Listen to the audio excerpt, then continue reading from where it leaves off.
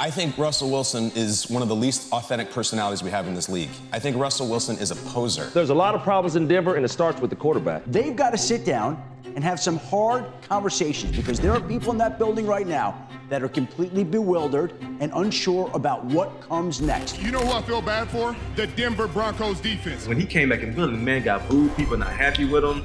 Like, I know for Russ, that had to sting. I was so thrilled to be able to hug those guys up and see them and look them in the eye. Why did it mean so much to them? Yeah, you figure that out. And you are the villain. We don't mess with you. Good luck in Denver. Welcome to That's Good Sports. I am Brandon. Here's why people hate Russell Wilson Perna. It's because he's a dork. He refuses to say the wrong thing. He talks about Jesus too much. And even as an NFL QB, he married way out of his league. He's not lovable like Josh Allen. He doesn't play nearly as well as Mahomes anymore. And unlike Kyler Murray, he's doing all of his homework and turning it in early for extra credit and is still flunking. I forgot it. The Russell Wilson experience has hit a low point. He's in season 8 of Game of Thrones. Hall of Fame career, and as soon as the budget quadruples and Russ has to go off book without his author, everything around him burns. This comes after a Thursday night loss to the Colts in which Wilson threw 2 interceptions and missed a wide open KJ Hamler for what would have been a game-winning play. Today, I'm not going to spend my time asking people to stop attacking Russ. I know better than that, but I am going to attempt to understand why it's happening and investigate why seemingly everyone has turned on him. Or is it just Richard Sherman and Kyle Brandt? Today we'll look at the hate for Russell Wilson. That's good sports.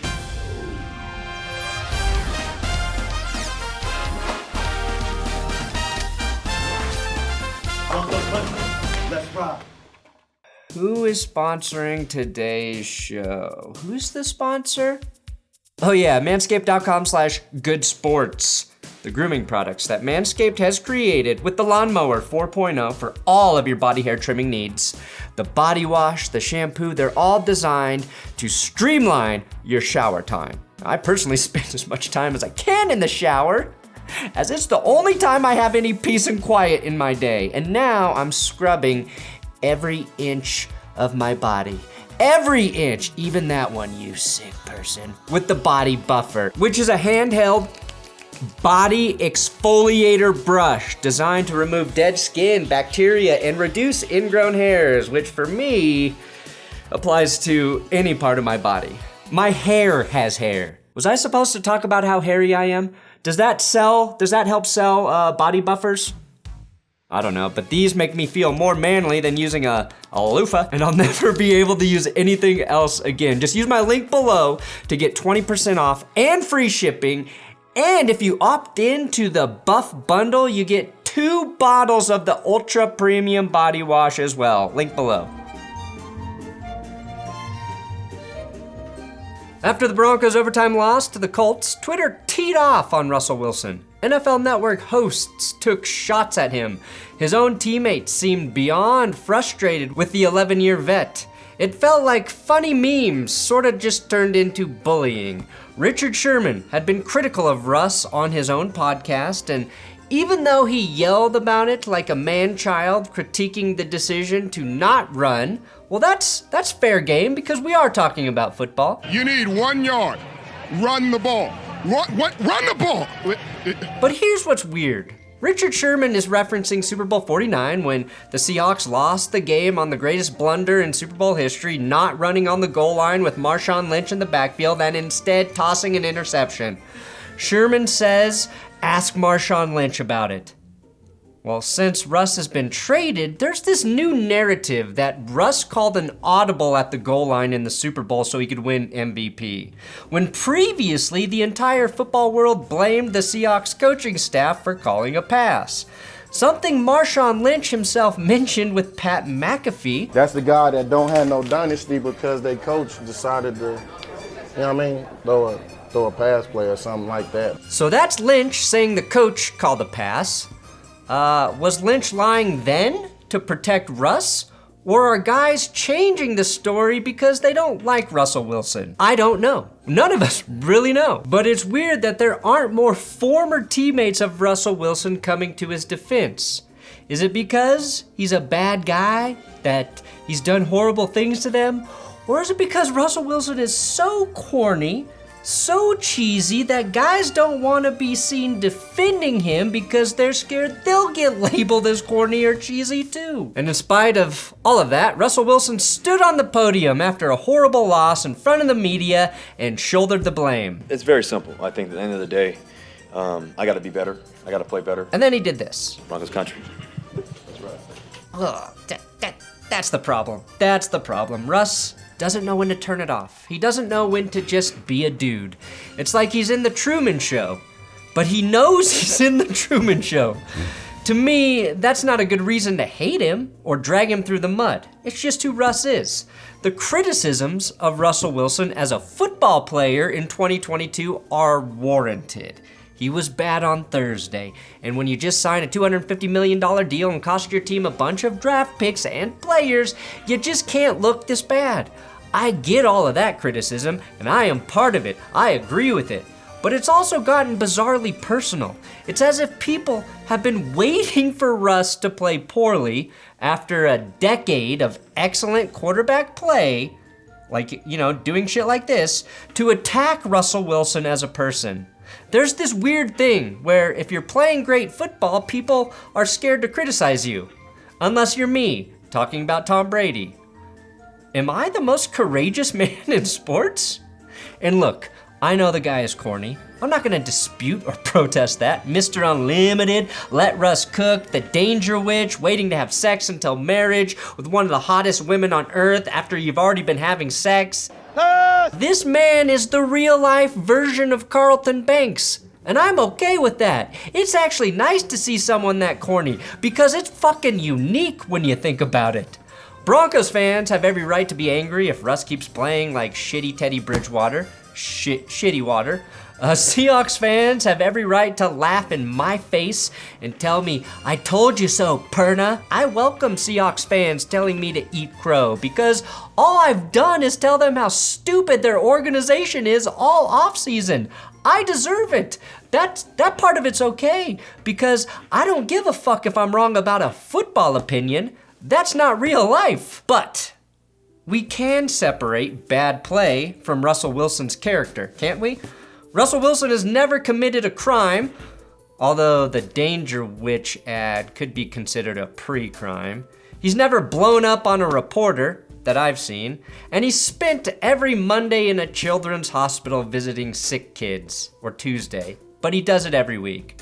Richard Sherman is supposed to be opinionated. That's who he is. I already took my cheap shots at Richard, and to be clear, I fucking love listening to Richard Sherman talk. I always have. But it's a little weird to me that guys like Sherman can have all of this animosity towards Russ, but DeSean Watson? Oh, that's the guy the Seattle Seahawks should get after trading away Russ. Yes, that's Richard Sherman advocating for DeSean Watson. Are they going to put Geno out there? Are they going to put Drew Lock out there? No, they're not. They're setting themselves up to be in the sweepstakes for DeSean Watson. Maybe Sherman would have stuck up for Russell Wilson if Russell Wilson had the personality of DeSean Watson. Here's what I want. All these anonymous sources doing PR control for the Seahawks are former players who seem to not like Russell Wilson. Just give us some specific examples of the terrible things that he's done that should make me think, oh shit, yeah, that is a bad dude. And it better be something more egregious than, I think his personality is fake.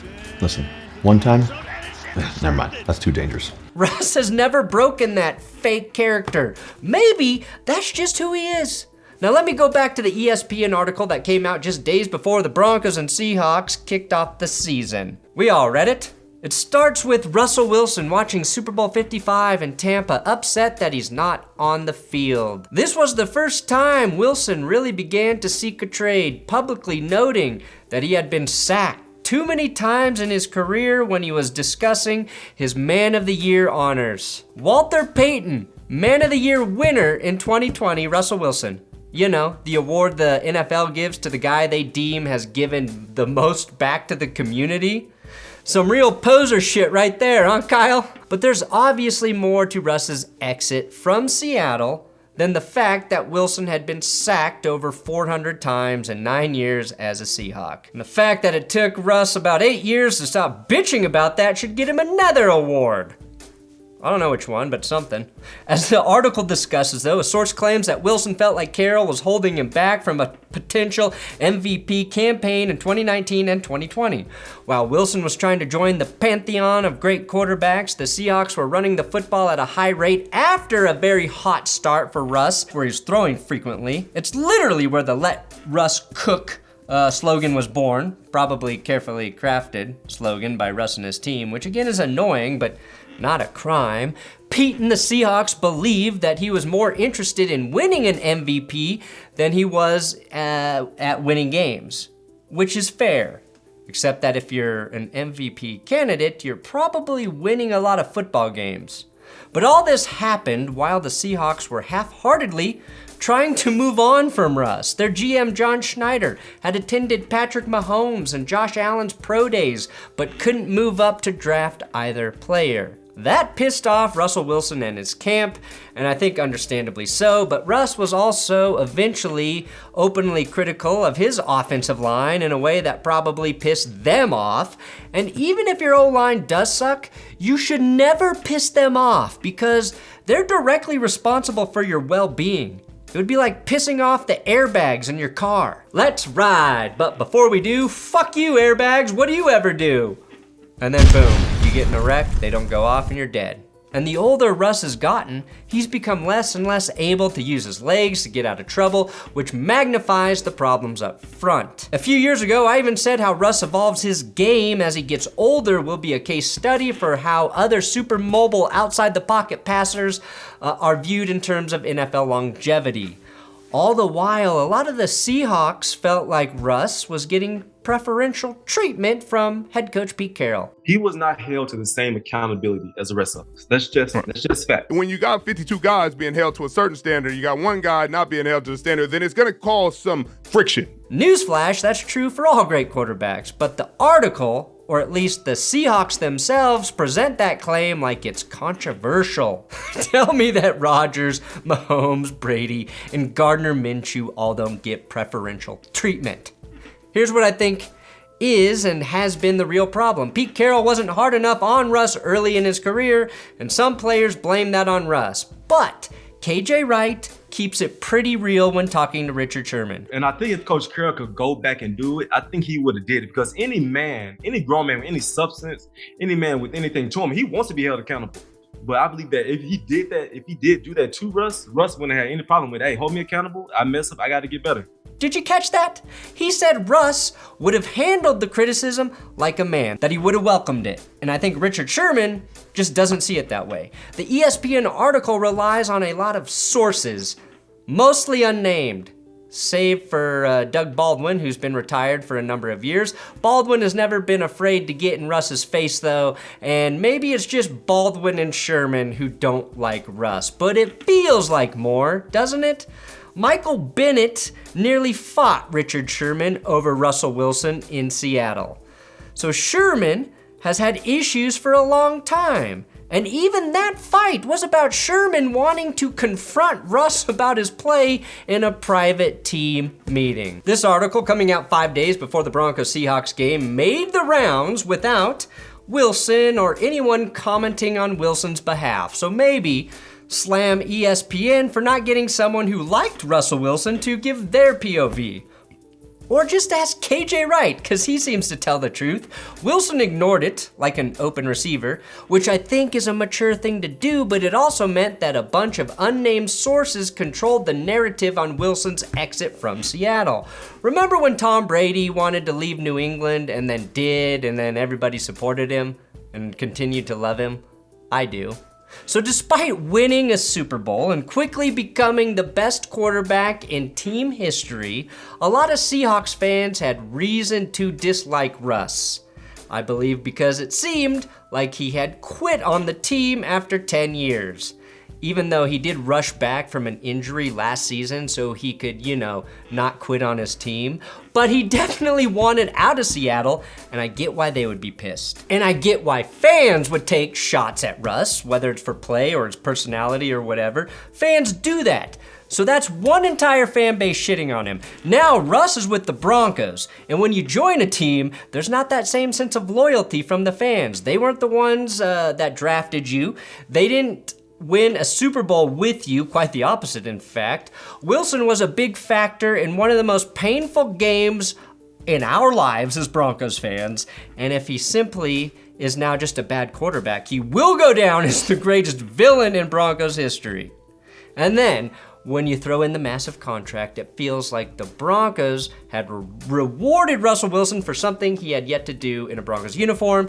Denver signed themselves up for at least 4 years of Russell Wilson without having him played a single snap, preseason or otherwise. And he's playing bad, and so now Broncos fans are shitting on him. Usually you've got at least one fan base defending the guy, and now it is all fans against him. And that builds tension and expectations. And when expectations aren't met, I think it breeds resentment within fans. Personally, I think our only course of action is to hope and pray that Wilson turns it around, and I think that's possible, though we probably will have to lower our expectations and wait until 2023 with all of the injuries the Broncos have now, leading the league with most guys on IR. So, things are looking good here. So we got Broncos fans and Seahawks fans all dunking on Russ. But there's also a third party of non-stakeholders who seem to hate Russ as well. Now there's plenty of people on Twitter who are just clowning Russ because that's an easy target for funny memes. And there's nothing wrong with that, though I will say, if I have to see the Let Russ Cook meme with the hot dogs and cereal one more time, I might just delete Twitter. Come up with something better at this point. If you want to roast him, make your own fucking meme and make it funny. Well, there are commentators like Richard Sherman who also have a horse in the race. And I should point out that Russ and Sherman did have a polite conversation before that Colts game. Wilson, by the way, came up to talk to Sherman, so just throw that in there. There are also sports personalities who seem to be taking great pleasure in Wilson's struggles. Most recently, Good Morning Football host Kyle Brandt called Russell Wilson a poser on Good Morning Football. I think Russell Wilson is a poser. And that doesn't mean he's a bad person. I actually think he's a good person. I think he tries to be something that he's not. Now, the media is notoriously easy to manipulate. If you're nice to them and show them a little attention, even pretend to be their friend, they will probably have your back forever. Listening to Kyle Brandt, I think the media is preying on Russ's downfall a bit because Wilson, while he hasn't done anything deliberately wrong, maybe hasn't exactly been personable to a lot of the people in the media, specifically Kyle Brandt, who Wilson has never taken the time to talk to. Ever. You with that Broncos logo behind you, it looks right. It looks cool. And it wasn't just a segment on the show. Kyle took the time to specifically post that clip to his Twitter. He's doing it for attention and likes. That's the nature of the business. I get it. And it's also as inauthentic as Russ's personality, wouldn't you say? I know I talk a lot of shit here, maybe more than anyone, and I justify it as comedy. It's hard to take anything I say seriously, but now there are thousands of people who cover sports who take the same approach I do. I don't want the NFL Network to be that. They don't need to be that, and like Russ, it just feels like they are trying too hard. I like Kyle Brandt. I think he's extremely talented. He's the best part of Good Morning Football right now. Calling Russ a poser, though, and getting personal feels a little unnecessary. There's enough to criticize Wilson about as a player. I'm upset by this because I value Kyle's opinion. During a week where he could have taken a different approach to Russ or the high road, he lowered himself to my level. Do not be like me, Kyle. Do not. Also, no offense to Kyle, but a man with a slick back, cool guy haircut, wearing a tight Pearl Jam t-shirt, might be living in a glass house when he calls another guy a poser. Kyle just signed a massive extension with the NFL Network, making 7 figures a year, and he has a podcast called Kyle Brandt's Basement. A low-budget show with cheesy 80s graphics hosted by a dude just grinding it out in his basement. Where have I seen that before? Anyway, so why do people hate Russell Wilson? Because he never breaks character. He never says anything that makes us think, hey, that guy's like me. He's like a robot in front of the media because he never wants to say the wrong thing. And even though half the other quarterbacks in the league do the same thing every time they talk to the media, a lot of them haven't achieved his level of success. And I will say, just as many people out there hate on Tom Brady. But he kept winning, and he shut everybody the fuck up. And you've never heard a former Tom Brady teammate slam him, except for Antonio Brown, but he's crazy. So the only move left for Russell Wilson is to be very good again. That's the only way to shut people up. Thanks for watching this Russell Wilson episode. Please subscribe here, and if you like these longer format videos, check out the Balls Deep playlist here on That's Good Sports. And later today, come back because I will have a Devontae Adams news episode dropping later this afternoon.